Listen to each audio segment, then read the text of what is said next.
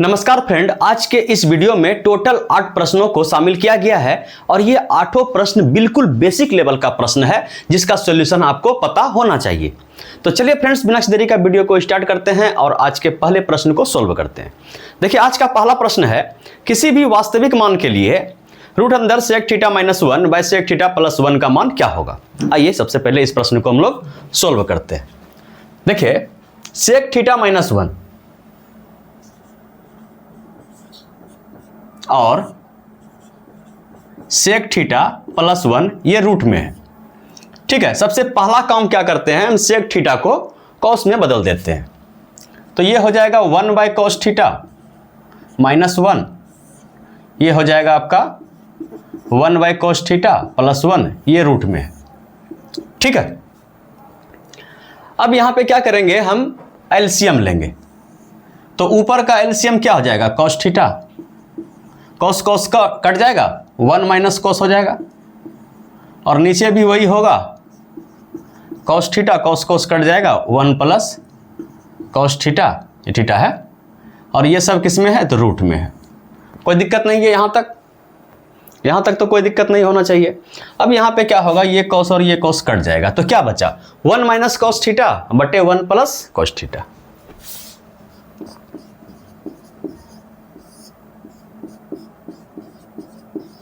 ठीक है, ये रूट में है। अब हम यहाँ पे क्या करेंगे, हर का परिमेकरण करेंगे कि 1 माइनस cos थीटा से गुना कर देंगे और 1 माइनस cos थीटा से क्या करेंगे, भाग करेंगे, है ना। चलिए, अब देखिए यहाँ पे क्या आएगा, यहाँ पे आएगा 1 माइनस cos का whole square, 1 minus cos theta का होल स्क्वायर, और नीचे क्या हो जाएगा, a plus B into A minus B, A square minus B square. तो 1 माइनस cos स्क्वायर थीटा, तो क्या हो जाएगा, साइन स्क्वायर थीटा। ठीक है, ये आपका रूट में है। देखिए, यहां भी स्क्वायर, यहां भी स्क्वायर, पूरे पर स्क्वायर से क्या हो गया, रूट खत्म हो गया। तो यहां पे क्या हो गया, रूट खत्म हो जाने के बाद स्क्वायर रूट खत्म हो गया ना, 1 माइनस cos थीटा बटे साइन थीटा। इसको अगर हम अलग कर दें इस टाइप से कि 1 by sine theta minus cos theta by sine theta, तो ये क्या हो जाएगा, 1 बाय साइन कोसेक, और cos बाय साइन क्या हो जाता है, तो कॉट, है ना। तो ये हो गया आपका आंसर। समझने में कोई दिक्कत तकलीफ परेशानी नहीं था, बिल्कुल बेसिक प्रश्न था। तो इसका सही आंसर क्या हो जाएगा, option number C, cosec theta minus cot theta, है ना। चलिए अगले प्रश्न की ओर बढ़ा जाए। देखिए, प्रश्न है, नदी की धारा में दो बिंदु ए तथा बी एक दूसरे से नियत दूरी पर लिए गए हैं। बिल्कुल सही बात है, सी ए बी का मध्य बिंदु है। देखिए क्या कहना चाह रहा है कि एक नदी में दो बिंदु है ना, यह बिंदु का नाम ए है और यह बिंदु का नाम बी है, और सी जो है मध्य बिंदु को दिखाया गया है। ठीक, मध्य बिंदु है। एक नाव धारा की दिशा में ए से बी तक जाकर धारा की विपरीत दिशा में लौटकर सी तक पहुंचने में 19 घंटे लेती है। बहुत अच्छा, तो इससे हम यह समझें कि धारा का दिशा किधर है, बोले ए से बी की ओर है। धारा का दिशा ए से बी की ओर है, क्योंकि बताया गया है कि नाव जो है धारा की दिशा में ए से बी तक जाती है और लौटकर कहां तक आती है, सी तक। वापस ए तक नहीं आती है, सी तक ही आती है। बहुत अच्छा। और बता दिया, धारा का वेग जो है 4 किलोमीटर प्रति घंटा, शांत जल में नाव की चाल 14 किलोमीटर प्रति घंटा, और जाके आने में समय 19 घंटा लेती है। तो ए बी की दूरी कितना है। बहुत अच्छा प्रश्न। देखिए, चूंकि ये मध्य बिंदु है तो ए सी बराबर बी सी, तो हम ए सी को मान लेते हैं कि ये x मीटर है, तो ये भी क्या हो गया, x मीटर। मीटर ये किलोमीटर मान लेते हैं, किलोमीटर सब किलोमीटर में, घंटा में, तो हम किलोमीटर मान लिए। कितना किलोमीटर मान लिए, इतना किलोमीटर मान लिए। कोई दिक्कत नहीं, बोले कोई दिक्कत नहीं है। अच्छा, अगर ये धारा की दिशा में जाएगा, है ना, तो नाव का चाल और धारा का चाल आपस में जुड़ जाएगा। और हम ये करते हैं कि जाकर आने में कितना समय लगा, तो 19 घंटा। तो हम ये बताते हैं कि ये जो 19 घंटा है समय बराबर क्या होता है, दूरी बटे चाल। समय बराबर क्या होता है, दूरी बटे चाल।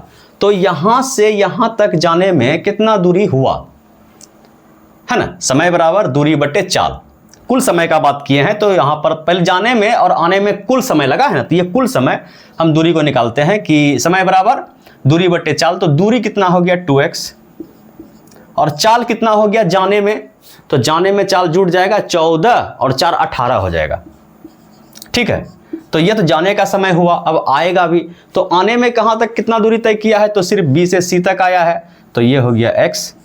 और इसमें दूरी बराबर समय बराबर दूरी बटे चाल, चाल क्या रहेगा, तो उल्टा आ रहा है तो चाल घट जाएगा, 14 में 4 आपका घट जाएगा तो 10 हो जाएगा, है ना। तो बस सिंपल सा काम कीजिए, यहाँ पे क्या कीजिए आप एलसीएम लीजिए, एलसीएम कितना हो जाएगा 90, तो ये 90 कट जाएगा, 5 दूना 10 x हो गया, और ये आपका कट जाएगा 9x हो जाएगा, और ये आपका कितना है 19, तो ये और ये पूरा कट जाएगा। समझ पा रहे हैं कि ये 19 और ये 19, चलिए एक स्टेप और हम सॉल्व कर देते हैं। तो यहाँ से हो गया आपका 19x बटे 90 बराबर 19, तो ये और ये कट गया, तो x बराबर कितना आया 90। ठीक है, x का मान कितना आया 90, किलोमीटर में है तो किलोमीटर में, समझ पाए, ये आ गया 90 और ये भी तो 90, तो कुल दूरी कितना 90 और 90 180, है ना, 180 किलोमीटर ऑप्शन नंबर बी में दिया गया है। बोलिए, इस सवाल को समझने में कोई दिक्कत आपको नहीं होना चाहिए, ऐसा मेरा मानना है। तो चलिए क्वेश्चन नंबर 3 की ओर बढ़ा जाए, और ये रहा क्वेश्चन नंबर 3 आपके स्क्रीन पे। देखिए प्रश्न संख्या 3 में बताया गया है कि PAB और PCD एक वृत्त के दो छेदक रेखा है। यदि PA बराबर 10 AB बराबर 12, समझिएगा कि एक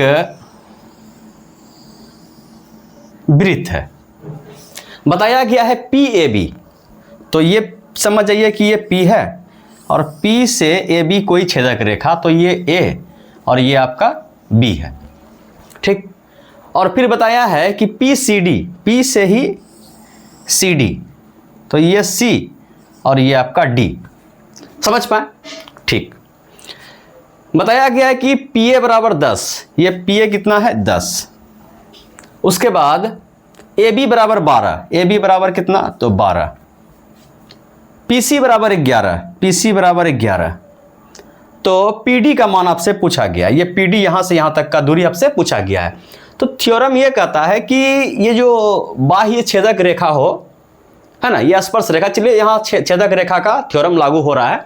तो ये छेदक रेखा बाह्य बिंदु से जहाँ जहाँ पर वृत्त को स्पर्श करता है, ये छेदता है, वो दूरी को आप लीजिए। कहने का मतलब ये दूरी हो गया, ये कितना हो गया 10, और यहाँ से यहाँ तक का जो दूरी है कितना हो जाएगा, तो बोलिए कि ये हो जाएगा 10 और 12 22, ये बराबर हो जाएगा आपका इसके, है ना। तो पहले यहाँ पे कहाँ पे काट रहा है, तो बोलिए PC पे 11, और ये गुना यहाँ से यहाँ तक का मतलब PD तो पूछा ही गया है ना।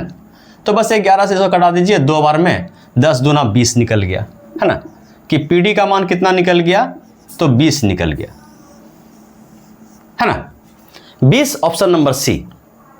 बोलिए, सिंपल सा थ्योरम था, थ्योरम पर आधारित एक क्वेश्चन था जो आपको अब समझ में आ गया, इसके बाद कभी आप इसको नहीं भूलिएगा, है ना। चलिए अगले प्रश्न की ओर बढ़ा जाए। देखिए प्रश्न है कि एक व्यक्ति ने 90 दीवाल घड़ियां खरीदी, बहुत अच्छा, 40 घड़ियां 10% लाभ पर तथा 50 घड़ियां 20% लाभ पर बेच दी। समझ पा रहे, यदि सभी घड़ियां को 15% लाभ पर बेचता तो उसे 40 रुपया कम मिलते। प्रत्येक दीवाल घड़ी की क्रय मूल्य क्या है। हम प्रत्येक घड़ी का क्रय मूल्य 1 रुपया मान लेते हैं, है ना। तो इससे क्या हो गया, रुपया का झंझट खत्म, 90 पीस तो 90 रुपया, 40 पीस तो 40 रुपया, क्रय मूल्य का बात कर रहे हैं। तो हम एक वस्तु का, एक घड़ी का क्रय मूल्य कितना मान लिए 1 रुपया, तो 90 दीवाल घड़ी खरीदा तो 90 रुपया लगा। अब संख्या डायरेक्ट मेरा रुपया का काम करेगा, तो 90 घड़ी खरीदा तो 90 रुपया उसको लगा, है कि ना, 90 रुपया उसको लगा। अब इसको जो बेचा है ना, वह 2 टाइप से बेचा है, 40 पीस करके और 50 पीस करके टोटल घड़ी को वह बेच दिया है। फिर बोला है कि जो 40 रुपया ये हो गया क्रय मूल्य, ये 50 रुपया, समझ पा रहे हैं। तो ये जो 40 घड़ी था ना, इसको 10% के लाभ पर बेचा, तो इसमें लाभ कितना होगा? बोलिए 10% लाभ, 40 का 10% 4 रुपये का लाभ हुआ। और ये 50 घड़ी को जो है ना 20% के लाभ पर बेचा, तो इसमें प्रॉफिट कितना कमाया? 10% 5 रुपया, 20% 10 रुपया, 10 रुपये का यहाँ प्रॉफिट कमाया। तो कुल प्रॉफिट हुआ कितना कमाया? तो बोलिए कि 14 रुपया, है ना। फिर बोला कि यदि सभी घड़ी को, यदि टोटल ये 90 घड़ी को 15% लाभ पर बेचता, तो समझिएगा कितना हो जाएगा इसका 15%, निकाल ही देते हैं कि 90 का 15%, है ना। ये जीरो खत्म, 5 का 5, 5 10, 5 तिया 15, 9 तिया 27/2, तो ये हो गया आपका 14 दूना 28, नहीं 13 दूना 26, 13 दूना 26 और 1 27, है ना, ये हो गया।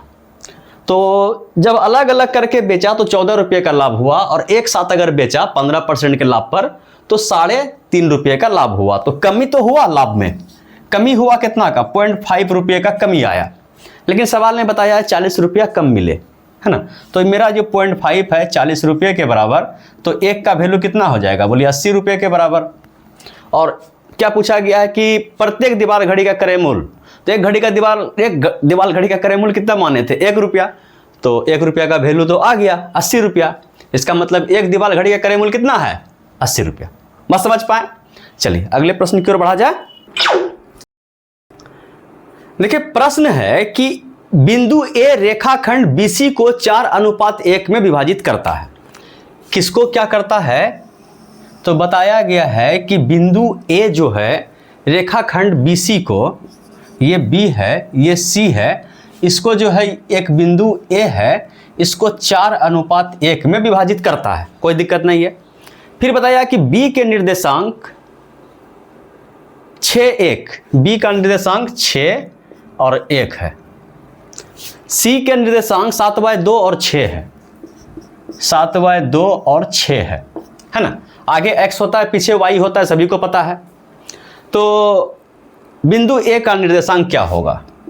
इसका निर्देशांक क्या होगा, यानी कि यहाँ पे x और y का जो मान होगा वह क्या होगा? तो सबसे पहले देखिए विभाजन आंतरिक हो रहा है ना। यदि हम x का मान निकालें और y का मान निकालें, तो सबसे पहले एक काम कीजिए, इस टाइप से आप लकीर कीजिए। देखिए फार्मूला बताएंगे ना तो फार्मूला भूल जाइएगा, अगर डायरेक्ट आपको सॉल्यूशन बता देंगे तो फार्मूला दिमाग में सेट हो जाएगा। आंतरिक विभाजन है, सबसे पहले नीचे क्या काम करना है, जिसका भी मान निकाल रहे हैं, x का निकालिए या y का निकालिए, नीचे जो भी विभाजन का अनुपात है या सिर्फ मान ही दिया गया, दोनों को जोड़ दीजिए। 4 और 1 5, यहाँ भी वही काम करना है, जोड़ के नीचे लिख दीजिए, ठीक। उसके बाद यदि x का मान निकाल रहे हैं तो दूर वाला इसको x से गुना कीजिए, इसको x से गुना कीजिए और जोड़ दीजिए, आंतरिक विभाजन में जोड़ दीजिए, है ना। इसको x से गुना कीजिए, 6 गुना 1, दूर वाला से, इसको नहीं कर देना है, इसको करना है, समझ पाए, दूर वाला से, x में x से और y में y से। जैसे कि देखिए अभी हम x का मान निकाल रहे हैं तो इसको दूर वाला 1 है, इसको x से गुना करना है, 6 1 6, और ये दूर वाला से इसको, जैसे इसको गुना के 2 से कट जाएगा, 2 3 कितना हो जाएगा? ये 14, समझ पाए। तो ये हो गया आपका 20/5, तो ये हो गया आपका 4। उसी टाइप से y में आप अप्लाई कीजिए कि इस बार y से गुना करना है, तो 1 गुना 1 1, और 4 को गुना 6 से, 6 के 24, तो कितना हो गया? 24 और 1 25/5, 25/5 तो कितना हो जाएगा? 5। तो x का मान आ गया 4, y का मान आ गया 5, तो यहाँ पे जो a का निर्देशांक है वह 4 5 आएगा, है ना। बस समझ पाए, 4 5 ऑप्शन नंबर बी में दिया गया है। कोई दिक्कत? बोले कोई दिक्कत नहीं है। अगले प्रश्न की ओर बढ़ा जाए। देखिए प्रश्न है कि कोई धन किसी निश्चित दर पर 2 वर्ष के लिए साधारण ब्याज पर दिया गया, ठीक। यदि ब्याज की दर 3% अधिक होती तो 108 रुपया अधिक मिलते। मूलधन क्या है? हम लोग हमेशा की तरह मूलधन को क्या मानने वाले हैं? 100, है ना। तो ब्याज बराबर क्या होता है? मूलधन गुना समय गुना दर बटे 100। मूलधन को हम क्या मान लिए? 100। समय 2 वर्ष है। अच्छा, दर 2% अधिक 3% अधिक इस टाइप से हो तो दर को कभी भी आप क्या मानिए? x मत मानिए, फंस जाइएगा। x+1 में x+3 में फंस जाइएगा, थोड़ा सा कैलकुलेशन बढ़ जाएगा। अच्छा 1 मान लीजिएगा, बोले 1 भी नहीं मानिए, जब भी मानिए तो 0 में मानिए, 10 मानिए, 20 मानिए, 100 मानिए, 0 में मानिए, है ना। तो हम मान लेते हैं इसको 10, कि पहले जो दर था कितना था? 10 था। तो ब्याज बराबर मूलधन गुना समय गुना दर बटे 100। तो ब्याज कितना निकला, तो बोलिए 20 रुपया ब्याज निकला। फिर कंडीशन क्या हुआ, फिर तो मेरा मूलधन 100 ही था, समय 2 वर्ष था, और दर इस बार कितना हो गया, 3% बढ़ गया। 10 में 3 जोड़ दिए कितना परसेंट हो जाएगा, 13%, है ना। तो ये ब्याज निकला, कितना निकला, तो 26 रुपया ब्याज निकला, है ना। तो कितना अधिक मिला, तो बोलिए 6 रुपया अधिक मिला। सवाल में बताया गया 6 रुपया नहीं, 108 रुपया अधिक मिला। तो 6 का वैल्यू 108, है ना। तो 1 का वैल्यू कितना हो जाएगा, 16 8 अट्ठेसा से नहीं, 6 1 का 6, और उल्टा खोड़ा जो दिमाग में सेट करना दिक्कत हो जाता है। तो ये हो गया आपका कितना, 48। तो सोचते हुए 6 8 48, 18 6 48, उल्टा याद करना पड़ता है, ठीक है। 18 6 48। तो 1 का वैल्यू कितना आ गया, 18। तो 100 का वैल्यू करें, क्या पूछा गया है, मूलधन। मूलधन 100 का वैल्यू, 100 का वैल्यू क्या हो जाएगा, 1800 रुपया हो जाएगा, है ना। तो 1800 रुपया ऑप्शन नंबर बी में दिया गया है, और 1800 रुपया ही इस सवाल का क्या है, सही जवाब है। अगले प्रश्न की ओर बढ़ा जाए।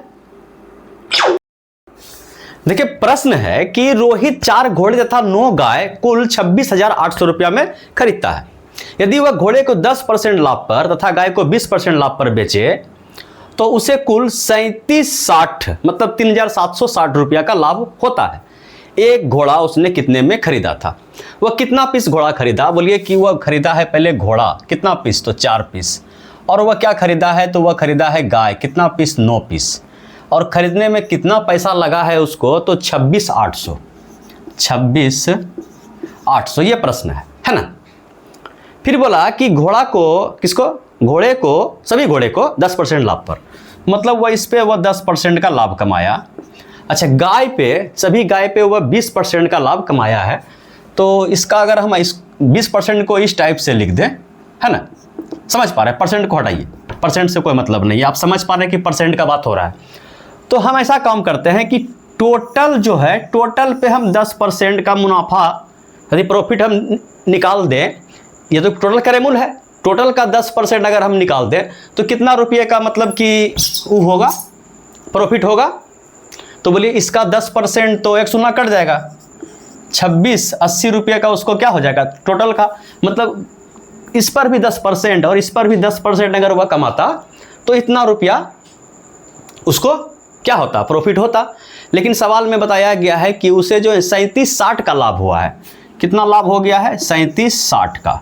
तो मतलब कितना अधिक आ रहा है, ये जो हम 10% गाय का 10% जो हम नहीं ऐड किए तो कितना अधिक आ रहा है। तो यहाँ पे देख लीजिए इतना सवाल में बताया गया है ना कि अगर इसको 10% इसको 20% पे बेचता तो इतना रुपया लाभ कमाता, लेकिन हम सब पे अगर 10% निकालें तो मेरा इतना लाभ आया। तो ये जो 10% हम छोड़ दिए, किसका छोड़े हैं, सिर्फ गाय का 10% छोड़े हैं, तो इतना रुपया मेरा छूट गया, है ना। तो इसका मतलब ये है कि ये जो 9 गाय है, ये 9 गाय का समझ पा रहे, 9 गाय का 10% का वैल्यू इतना है, समझ पाए। तो अगर हम एक गाय यानी कि सिर्फ एक गाय का निकालें तो ये 9 से भागा होगा, एक गाय का निकालें तो ये 9 से भागा हो जाएगा, बोलिए एकदम 9 से भागा हो जाएगा। मतलब गाय का करेमूल का जो 10% है, 10% का वैल्यू कितना हो जाएगा, बोलिए कि 9 1 का 9, 9 दूना 18, ये 120 रुपया निकल जाएगा 10% का वैल्यू। एक गाय का 10% का वैल्यू इतना। तो अगर 100% का वैल्यू निकाल दें तो बोलिए कि ये निकल गया, है ना, 1200 रुपया। तो एक गाय का करेमूल कितना हो गया, 1200 रुपया, है ना। तो उसने घोड़ा कितना में खरीदा, वह क्या निकल गया ये, अच्छा घोड़ा का पूछा गया ना, हम गाय का निकाले हैं। तो एक गाय का करेमूल कितना निकल गया, 1200, कोई दिक्कत। एक गाय का करेमूल 1200, तो 9 गाय का करेमूल कितना, बोलिए कि बर्नम टोटल से 108 इतना। तो 9 गाय का करेमूल इतना। तो बोलिए कि ये गाय और घोड़ा दोनों है, तो यदि हम इसमें इसको घटा दें तो ये 4 गाय का करेमूल आएगा, है ना। तो जैसे इसमें घटाइए, डबल शून्य तो घट ही गया, समझ पा रहे हैं। ये डबल जीरो तो आएगा ही, 8 में 8 गया तो ये भी जीरो, और ये तो हो जाएगा आपका 6 हो जाएगा, और ये होगा। तो ये 16,000 4 घोड़ा का क्रयमूल्य है। अगर एक घोड़ा का क्रयमूल्य निकाला जाए तो उसको 4 से भाग देना पड़ेगा, तो ये कितना हो जाएगा 4,000, है ना। तो 4,000 ऑप्शन नंबर सी में दिया गया। समझ पाए कि ना समझ पाए? इस टाइप का बहुत सवाल आपको करवा चुके हैं, है ना। हमको लगता है कि ये 19वां 20वां नंबर का क्वेश्चन है जो इस टाइप का हम टोटल वीडियो में करवा चुके हैं, है ना। तो अब हम ऐसा उम्मीद करते हैं कि आपको समझ में आ गया होगा, कोई भी दिक्कत नहीं हुआ होगा इस सवाल को समझने में, है ना। तो चलिए अगले प्रश्न की ओर बढ़ा जाए। अगला प्रश्न ये रहा आपके स्क्रीन पे। देखिए ये है आज का लास्ट प्रश्न, है ना। और प्रश्न क्या है कि खाद्यान्नों के मूल्य में 10% वृद्धि हो जाती है तथा दूसरे खर्चों में 15% वृद्धि हो जाती है।